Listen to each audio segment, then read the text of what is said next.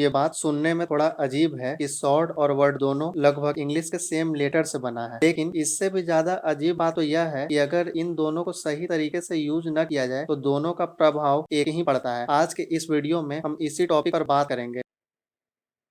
नमस्ते, आप सबसे मैं हाथ जोड़ के माफ़ी मांगना चाहती हूँ। पारस की मम्मी मैं बोल रही हूँ। कल पारस ने एक वीडियो डाला हुआ था, उसने कुछ उसमें गलत बोल दिया। मुझे नहीं पता था कि वो इस तरह का वीडियो बनाया है, और जब मुझे पता लगा तो बहुत मुझे भी दुख लगा कि वो ऐसा लफ्ज़ क्यों बोला। जो भी बोला गलत बोला, उसके लिए मैं भी माफ़ी मांगती हूँ, सभी से माफ़ी मांगती हूँ। जो भी उससे गलती हुआ, वो बच्चा है, उसे माफ़ कर दीजिए। अभी थोड़ी देर पहले, अभी 2 मिनट हो रहा है, कुछ लोग घर पे आए थे और पारस को उठा के ले गए हैं, ये बोल के कि हम चौकी से आए हैं, मुझे वहाँ से पुलिस ने भेजा हुआ है। मुझे नहीं पता कि वो लोग कहाँ मेरे बच्चे को लेके गए। मेरा एक ही बेटा है, मेरे इस दुनिया में उसके अलावा कोई भी नहीं है, ना उसका पापा है ना और कोई सहारा है मेरा। मेरे लिए वही है, उसके लिए मैं हूँ। बस मैं आप सबसे यही विनती करना चाहती हूँ कि मेरा बेटा से जो भी गलती हुआ है उसे माफ़ कर दीजिए। आगे से ऐसा गलती कभी नहीं होगा। जो भी वीडियो डालेगा सोच समझ के डालेगा। बच्चा है, वो ना समझ है, उनसे गलती हो गया है। मैं बार बार यही कह रही हूँ कि मेरे बेटे को माफ़ कर दीजिए, माफ़ कर दीजिए आप लोग सब मिलके। बहुत सुबह से परेशान भी था, बहुत दुखी भी था, और दुख वाली बात भी है अभी। लेकिन मुझे नहीं पता कौन उठा के ले गया मेरे बच्चे को। आप सबसे हाथ जोड़ के विनती करती हूँ कि मेरे बच्चे को माफ़ कर दीजिए, आगे से ऐसी गलती नहीं होगी।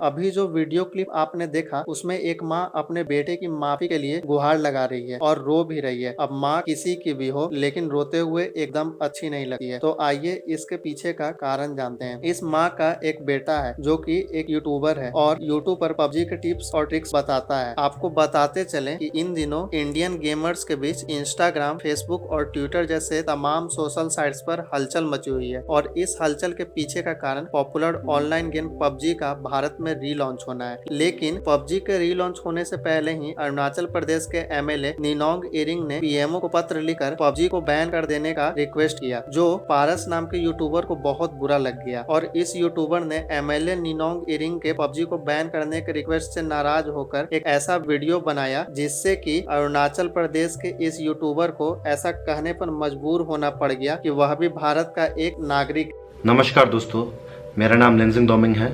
मैं अरुणाचल प्रदेश से हूँ और मैं एक इंडियन हूँ। शायद आपको सुन के ताज्जुब हो रहा होगा कि मैंने अपने आप को इंडियन बोल के क्यों इंट्रोड्यूस किया, इसकी ज़रूरत क्यों पड़ी मुझे। क्योंकि या तो कुछ लोग नहीं जानते या फिर कुछ लोग ये मानने के लिए तैयार ही नहीं है कि हम अरुणाचली भी इंडियंस होते हैं। इस वीडियो में मैं ये नहीं बोलूँगा कि हम अरुणाचली भी तो इंडियंस हैं, हमें भी तो रहने का हक है, हमें भी तो बोलने का हक है। ना, हम 2021 में जी रहे हैं और हम सभी इंडियंस को ये बात पता होनी चाहिए कि अरुणाचल प्रदेश भी इंडिया का ही एक स्टेट है। तो मैंने जो अभी बात बोली, क्यों बोला, मैं बताता हूँ।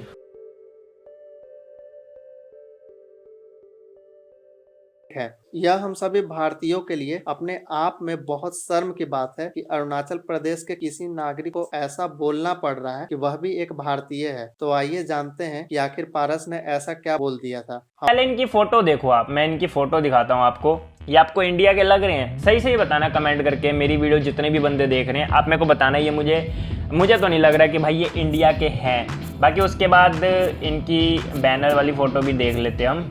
इसमें भी मुझे एक भी इंडियन नहीं लग रहा। अब शायद अरुणाचल प्रदेश के बंदे ही ऐसे दिखते हो, मुझे नहीं पता, मैं कभी मिला नहीं उनसे। और यहाँ पर मुझे अरुणाचल प्रदेश दिख क्यों नहीं रहा है भाई? कहाँ गया, किधर को गया? अरे यार, ये तो चाइना की साइड में है। ओ हो, ये रहा कोने में अरुणाचल प्रदेश। इसके ऊपर भी चाइनीज़ सिटीज़ हैं, साइड में भी चाइनीज़, मतलब ये चाइना वालों का ही है एक तरह से, उन्हीं के साथ ही है, हल्का फुल्का टच।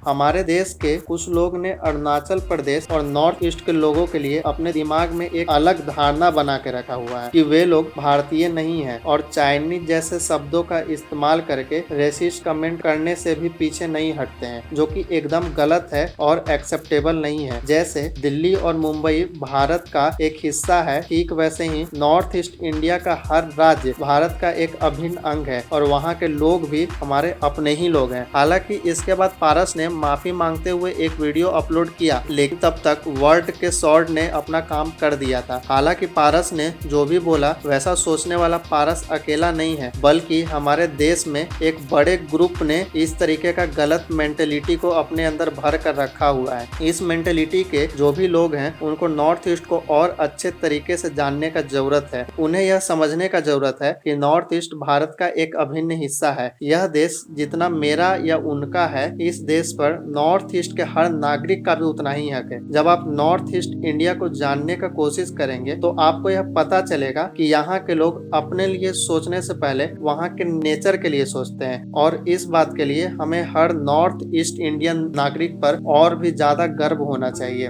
नॉर्थ ईस्ट इंडिया का नाम आते ही दिमाग में सीधा नदी, पहाड़, जंगल, चाय के बागान, bird sanctuaries, wildlife sanctuaries, ये सब बातें घूमने लगती हैं और हमें रोमांचित कर देती हैं। हमारे देश का good morning north east India के अरुणाचल प्रदेश से ही होता है। दिन का सबसे पहला सनराइज देश में अरुणाचल प्रदेश में ही होता है, और यहाँ के नेचर के ब्यूटी को यहाँ के सनराइज के साथ देखने के लिए पूरे दुनिया के पर्यटक यहाँ पर खींचे चले जाते हैं। असम का Kaziranga national park one horn rhino के रहने के लिए दुनिया का सबसे सुरक्षित स्थान है, और चूंकि नॉर्थ ईस्ट इस एक्जोटिक स्पेसीज का घर है तो पूरे विश्व के हजारों टूरिस्ट हर साल यहाँ इनको देखने आते हैं, और यह भारत का एक बहुत इम्पोर्टेंट टूरिस्ट अट्रैक्शन है। हमारे भारतीय संस्कृति में लड़की की तुलना में लड़कों को प्राथमिकता दी जाती है, लेकिन मेघालय में रहने वाला खासी समुदाय पूरे भारत में एकमात्र ऐसा समुदाय है जिसमें परिवार में लड़कियों का न होना एक दुर्भाग्य माना जाता है। इस समुदाय में महिलाएं ही घर की मुखिया होती है, और नॉर्थ ईस्ट इंडिया को